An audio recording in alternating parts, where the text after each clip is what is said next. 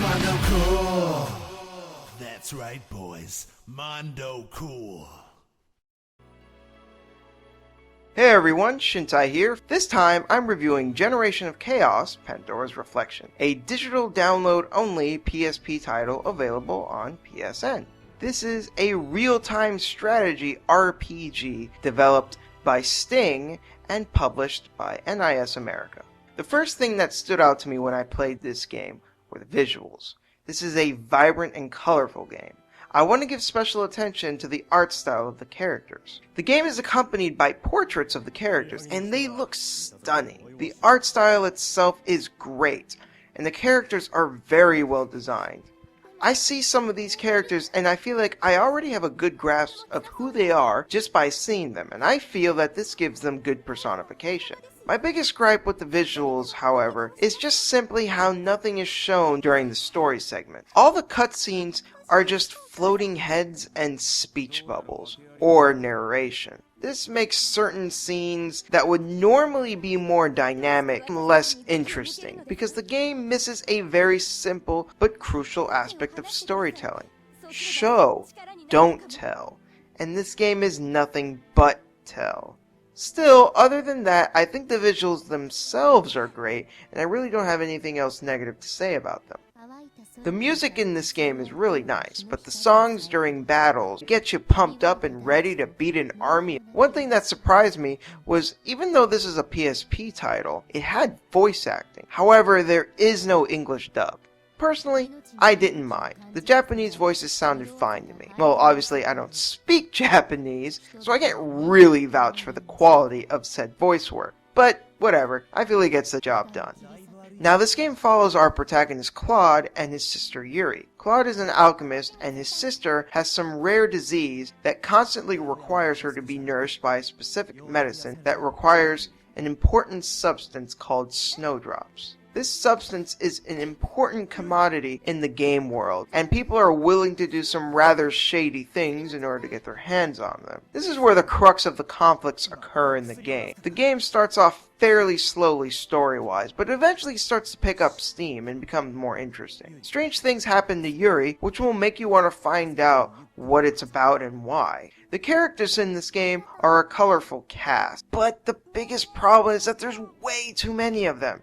You will meet a lot of characters throughout the course of the game, and while there really isn't anything wrong with most of them, it just simply becomes difficult to become emotionally invested in so many characters. I actually forgot about some of them as I was playing the game just because there were so many of them. The story also suffers from the lack of adequate presentation that I discussed earlier. Now, I just don't want to sound like I'm ragging on the story, because it's not bad, but at the same token, it's not that great either. The core story itself is fine, and so are most of the characters, but the execution leaves something to be desired. However, what really sets this game apart is the combat and customization. Guys, I'm going to have to admit, as much as I love going into detail about how these games work, if I were to do that with this game, not only would we be here all day, no one would remember it all, so I'm just going to stick with the basics. As mentioned before, this is a real-time strategy RPG. It's actually very similar to Growlancer to anyone who's played that series. One quick complaint I want to get out of the way is how the game starts you off. The game just shoves tons of tutorials in your face.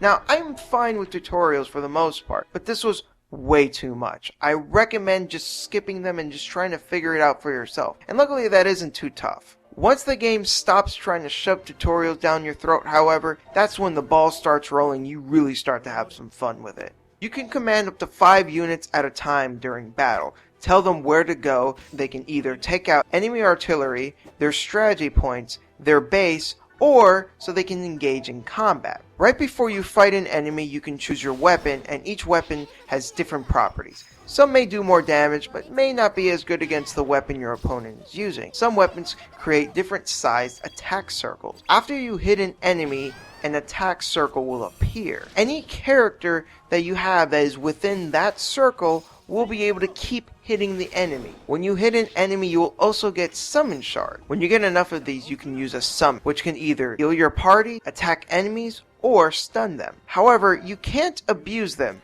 because after you use a summon once during a battle, they can't be used again until the next battle. So you can't keep healing yourself over and over. You need to use your head. There's a lot of thought that needs to be put into each battle, and I always felt that the challenge was just right. If I lost, it's because I messed up, and not because the game was being cheap. As I mentioned before, Claude is an alchemist, and this is actually something that plays into the gameplay. After a battle, you get alchemy points, and you can either use these to heal your party, further level up your characters, or upgrade your equipment. Chances are you're going to be using most of your points on upgrading your equipment and trying to keep your team balanced. I really like this system because it's flexible and it gives a really good sense of progression.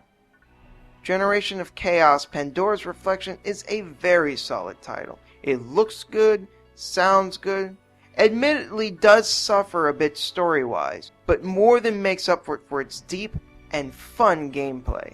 This is a digital download only for the PSP and is available on the PlayStation Network for $20. At that price, for a game that is roughly 30 to 35 hours, I would say it's definitely worth the price. Also keep in mind when you download this that it's 354 megabytes, so just make sure you have enough space on your memory stick. Anyways, this has been Shintai, folks. Take it easy.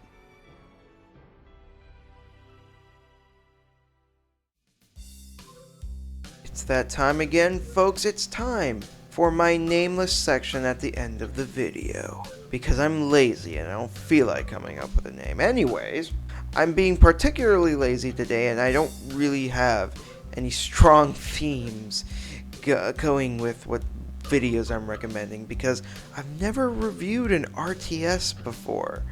So I thought, fuck it, PSP games. So yeah, I've got Star Ocean and I've got Vanguard Bandits. Vanguard Bandits you can download on PSN. You can play that on the PSP, so it kinda counts. Fuck you. I don't care. It still counts for me. So yeah, check them out. Please. I was just kidding. You know, please watch the videos. If not, fuck you. I was kidding. No, I'm not. I'm ending the video.